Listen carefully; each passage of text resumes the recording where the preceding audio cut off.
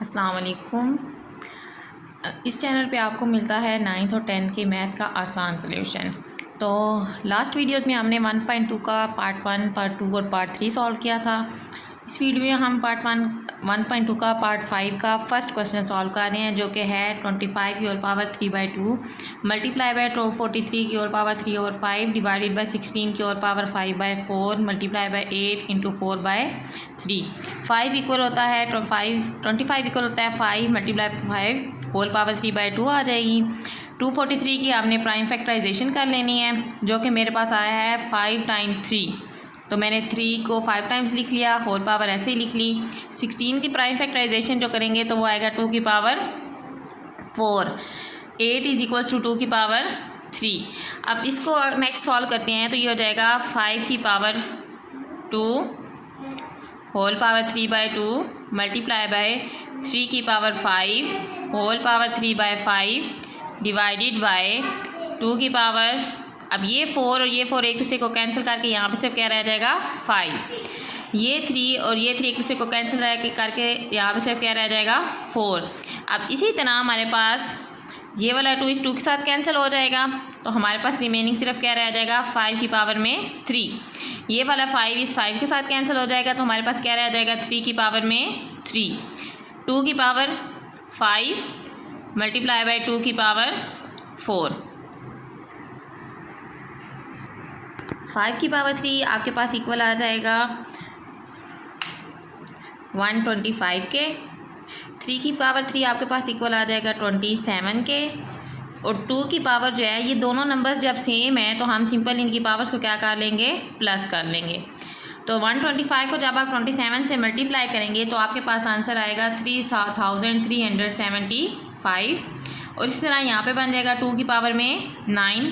Calculator पे जब आपने 2 की पावर 9 फाइंड करनी है तो आपके पास आंसर आएगा 5512, यानी 512, 512।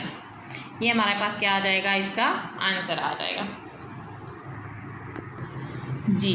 तो सेकंड क्वेश्चन है हमारे पास 54 मल्टीप्लाई बाय 3 √27 की पावर में 2x ओवर 9 की पावर x + 1 + 2 116 इंटू 3 की पावर 2x - 1। अब हम इसको सॉल्व करेंगे तो 54 इक्वल होता है 9 मल्टीप्लाई बाय 6 के मल्टीप्लाई बाय 27 की होल पावर 2x, और ये जो रेडिकल के ऑर्डर में बाय 3 लिखा हुआ है, इसको होल पावर में हमने क्या लिख लेना है 1/3 डिवाइडेड बाय, यहाँ पे 9 की पावर x को हमने अलग कर लेना है और 9 की पावर 1 को अलग कर लेना है।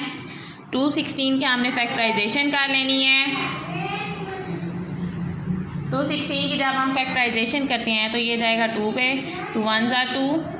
अब ये 1 छोटा है, 6 को मिलाने से पहले हमने क्या लगाना है 0।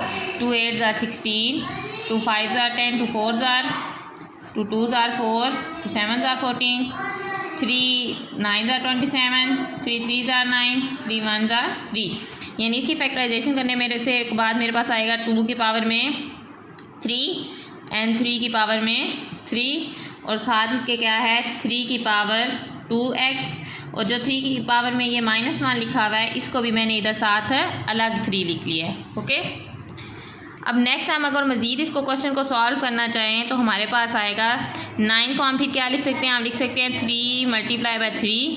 6 को हम क्या लिख सकते हैं 3 मल्टीप्लाई बाय 2 मल्टीप्लाई बाय 27 को हम क्या लिख सकते हैं 3 की पावर में 3, ये 2x और साथ मल्टीप्लाई डाल के मैंने ये 1/3 लिख दिया।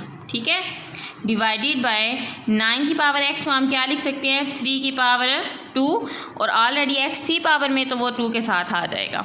ओके, 9 को हम क्या लिख सकते हैं 3 मल्टीप्लाई बाय 3 प्लस 2 की पावर 3 मल्टीप्लाई बाय 3 की पावर 3 मल्टीप्लाई बाय 3 की पावर 2x, और ये जो -1 था ये मैं इस 3 के साथ सॉल्व करके यहाँ पे लिख ले रही हूँ -1।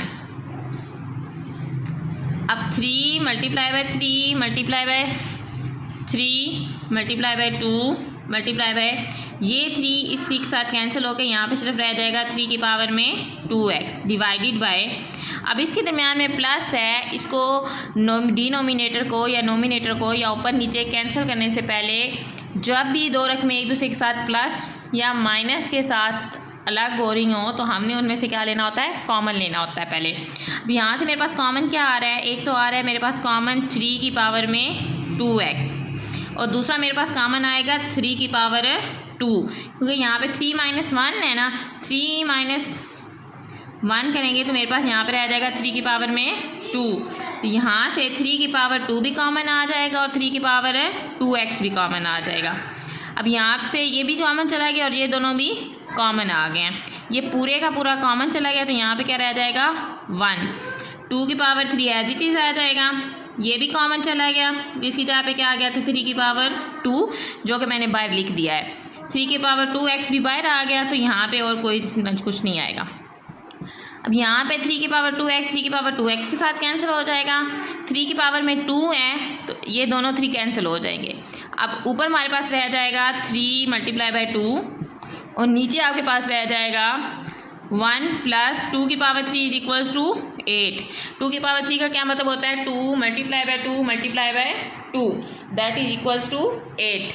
तो ये आपके पास हो जाएगा 3 × 2 डिवाइडेड बाय 9, 3 1 = 3, 3 3 = 9, तो आपके पास आंसर आ जाएगा 2/3। जी, अब हम करते हैं इसी पार्ट का थर्ड क्वेश्चन जो कि मैंने लिखा है। अब 216 की फैक्टराइजेशन हमने लास्ट क्वेश्चन में की है, जो कि हमारे पास क्या आई है 3 की पावर में 3 और 2 की पावर में भी 3, होल पावर क्या हो जाएगी 2/3। 25 = 5 की पावर में 2 × 1/2 डिवाइडेड बाय, अब सबसे पहले मैंने इसका डेसिमल पॉइंट ख़त्म करना है। डेसिमल पॉइंट ख़त्म करने के लिए हम क्या करते हैं, जहाँ पे डेसिमल होता है वहाँ पे 1 लिखते हैं और पॉइंट के बाद जितने नंबर्स होते हैं उतने ज़ीरोस लगा देते हैं। होल पावर साथ ऐसे ही आ जाएगी और अंडर रूट के साथ हम क्या लिख लेंगे 1/2। अब ये वाली 3 और ये वाली 3, ये पावर इस 3 के साथ भी है और इस 2 के साथ भी है, तो मैंने इनको अलग अलग कर लेना है। 2/3, 2 की पावर 3 × 2/3 मल्टीप्लाई बाय, अब ये 5 की पावर में 2 और ये 1/2 का 2 कैंसिल होकर यहाँ पे सिर्फ रह जाएगा 5 डिवाइडेड बाय, यहाँ पे इसको हम कैंसिल कर लेते हैं, 4 1 = 4, 4 25 × 100 होता है, तो यहाँ पे रह जाएगा 1/25, होल पावर आ जाएगी -3/2 और जो हमारे पास 1/2 पूरे क्वेश्चन की पावर में है वो हम एज इट इज़ लिख देंगे। यहाँ पे जो ये 3 है ये इस 3 के साथ कैंसिल हो जाएगा, ये वाला 3 इस 3 के साथ कैंसिल हो जाएगा, तो मेरे पास रह जाएगा 3 की पावर में 2, 2 की पावर में भी 2 मल्टीप्लाई बाय 5 डिवाइडेड बाय, अब यहाँ पे पावर में साथ इसके क्या आ रहा है नेगेटिव पॉइंट आ रहा है। इस नेगेटिव पॉइंट को जब हमने ख़त्म करना है तो हमने क्या करना होता है, इसका रेसिप्रोकल ले लेते हैं, यानी डिनोमिनेटर को ऊपर कर देते हैं और नोमिनेटर को नीचे। अब नोमिनेटर में मेरे पास 1 है, तो वो जब डिनोमिनेटर बनेगा तो हम उसको नहीं लिखते हैं, क्योंकि हम डिनोमिनेटर में 1 नहीं लिखते हैं। 3 की पावर 2, 2 की पावर 2 मल्टीप्लाई बाय 5, यहाँ पे हो जाएगा 5 की पावर 2 × 3/2, ये 2 और ये 2 आपस में कैंसिल हो जाएंगे, तो हमारे पास क्या रह जाएगा 3 की पावर 2, 2 की power 2 multiply by 5 divided by 5 की पावर में 3 बचेगा ना, 3 का पावर में 5 मैंने अलग कर लिया, 1 अलग कर लिया और 2 पावर को अलग कर लिया। यहाँ पे क्या किया मैंने, यहाँ पे मेरे पास जो बचता था वो बचता था 5 की पावर में 3, 5 की पावर 3 में से मैंने एक 5 को अलग कर लिया और 2 को अलग कर लिया। क्यों अलग कर लिया, क्योंकि ये 5 इस 5 के साथ कैंसिल हो जाना था, ये 3 टाइम जो 2 लिखे हुए हैं ये तो ये वाला 2 भी इस 2 के साथ कैंसिल, ये वाला भी और ये वाला भी, हमारे पास सिर्फ क्या रह जाएगा 3 multiply by 2 that is equals to 6, तो ये हमारा क्या आ जाएगा आंसर। तो नेक्स्ट क्वेश्चन है हमारे पास a की पावर 1/3 प्लस b की पावर 2/3, a की पावर 2/3 माइनस a की पावर 1/3, b की पावर में 2/3 प्लस b की पावर में 4/3। अब इसको सॉल्व करने के पहले हमने एक फार्मूला पढ़ा था कि a की 3 प्लस b की 3 इक्वल होती है a plus b into a² minus ab plus b²। ये फार्मूला हमने पढ़ा था क्यूब का। अब यही फार्मूला अगर मैं इस a की जगह पे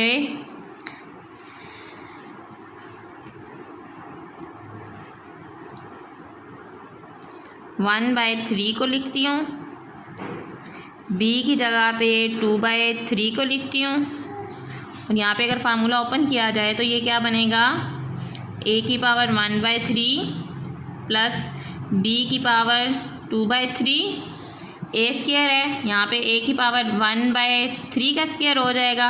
ये a स्क्वायर की जगह पे अब मैंने क्या लिख लेना है, a की पावर 1/3 का स्क्वायर माइनस a की जगह पे आ जाएगा 1/3, b की जगह पे आ जाएगा 2/3 प्लस 20 की जगह पे आ जाएगा b की पावर 2/3 का होल स्क्वायर। हमने सिंपली क्या किया है, हमने ऊपर वाले फार्मूले में वैल्यूज़ पुट की हैं। a की जगह पे हमने 1/3 लिख देना है और b की जगह पे 2/3 लिखना है, ठीक है। तो अब यहाँ पे हम इसको सॉल्व करते हैं तो ये चीज़ एज इट इज़ आ जाएगी।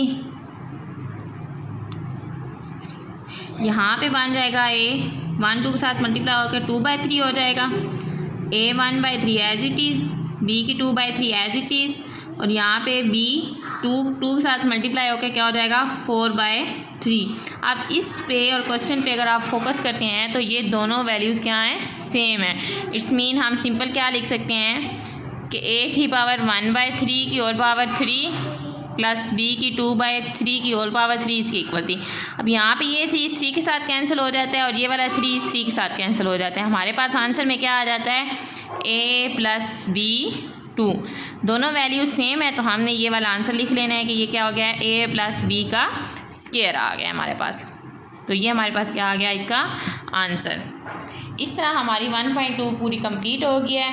नेक्स्ट वीडियो में हम इंशाल्लाह करेंगे 1/3। मज़ीद अच्छे और आसान तरीके से मैथ समझने के लिए मेरे चैनल को सब्सक्राइब करें और अपने नंबर्स बनाएं।